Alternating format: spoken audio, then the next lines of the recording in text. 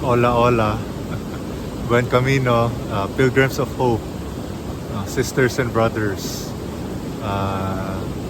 in the joint diploma in integral ecology, Pontifical Gregorian University, the Laudato Si movement, Laudato Si animators, brothers and sisters in the Laudato Si action platform, Christian life community around the world, and the Society of Jesus. I'm currently here in Manresa, attending the 13th Ignatian Immersion course in the Center for International International Center of Ignatian Spirituality, built upon on top of the Cave of Saint Ignatius, where Saint Ignatius the Pilgrim written the spiritual exercise. With the grace of God, I'd like to share to you an experience I had last Wednesday, April 30th, after a lecture of Father Xavier Meloni of the Society of Jesus here in Spain. I was deeply moved as I heard about the experience of the Pilgrim Ignatius and the River Cardoner, which is right behind me. As I was walking over the bridge of the River Cardoner, I was moved with tears. I was moved with uncontrollable sobbing, crying, and even saliva coming out from my mouth. I was moved primarily because Father Javier shared to us the experience of Saint Ignatius here in the River Cardoner, where he had his second conversion, profound. The first conversion, as we all know, happened in the Castle of Loyola, where after Saint Ignatius, Pilgrim Ignatius was hit by a cannonball, he contemplated, read the stories, and was moved by the life of Jesus and the saints. But it is here in the River Cardoner that Saint Pilgrim Ignatius had his second conversion, profound conversion experience.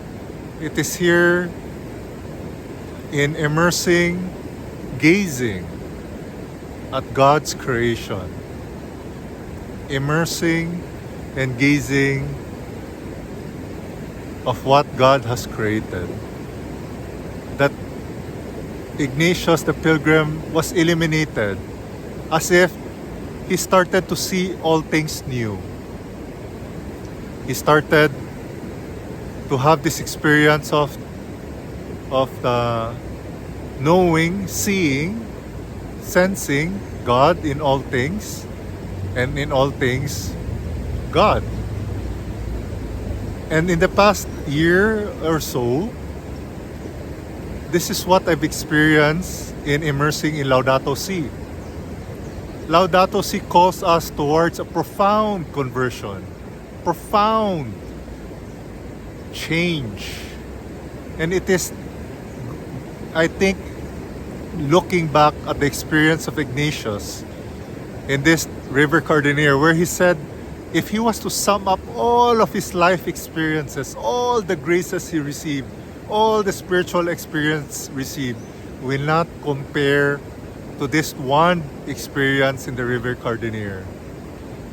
So Pilgrim Ignatius, our beloved Saint Ignatius, his profound conversion happened outdoors, happened by gazing at God's creation. So sisters and brothers, I invite all of us again, Pilgrims of Hope in Laudato Si, Pope Francis. I invite all of us again to gaze once again in God's creation. In Canada, where we're living now, where my children are studying in St. Paul's School, Catholic school in Richmond, they're invited to spend at least 1,000 hours outdoors every year. 1,000 hours.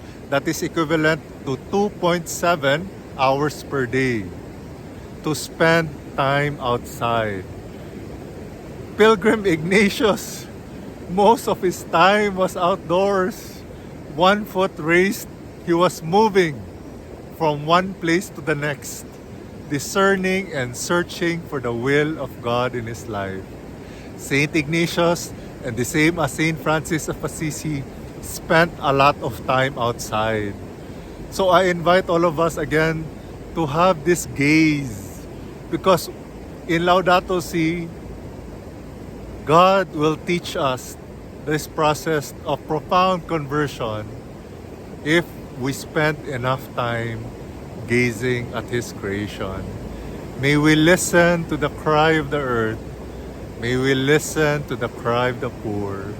May we spend time in God's creation. And may we open our hearts to allow God to change our life, to touch our life by spending time with Him in His creation. Saint Ignatius of Loyola, Saint Francis of Assisi, walk with us, pray for us.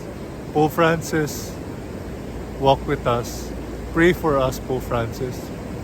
God bless all of us, sisters and brothers, pilgrims of hope, in Laudato Si.